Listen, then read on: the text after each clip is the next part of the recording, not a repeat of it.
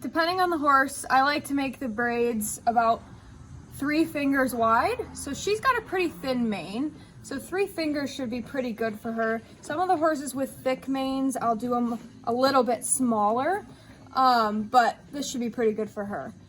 So we have our clip that we can use to keep the rest of the mane back. So I kind of section off the mane that I'm going to braid down, and then you can clip the rest of it back to keep it out of the way. Do the braid just a little bit looser at the top because that helps give somewhere for the thread to stick when you actually do thread it.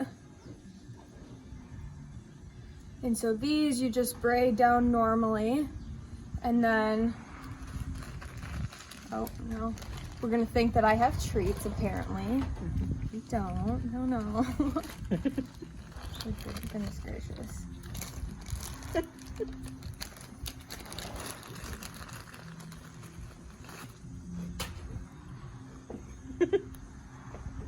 So depending on the person, sometimes people prefer to just cut the bottom of the mane, like the bottom off. But if you don't want to do that, you can kind of just put it in a little bun at the bottom and just keep those like excess hairs right underneath. Okay. So now I'll go ahead and show you how to use the thread. So I cut the thread beforehand, and I do it actually like about the length of your arm. It's usually a bit too long, but I'd prefer to have it too long than to use something that ends up being too short. So you go ahead and put your thread through, and you bring it nice and even at the bottom. It doesn't have to be perfect. Then you take the needle, you stick it right through the bottom of the braid and actually through the rubber band.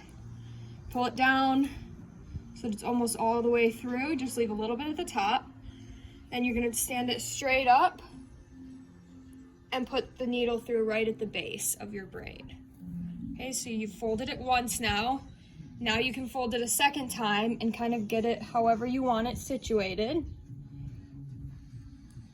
You braid it, bring the needle through, and you literally just keep going back and forth with the needle until you're satisfied with how it's staying. So horses with a thicker mane are gonna need more times through with the needle and thread, but she's got a pretty nice mane, so you can see it's staying pretty nicely.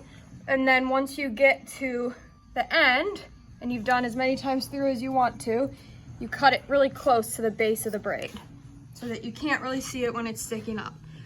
Then you can always go through and cut the little ends off, these little extra pieces over here to clean it up.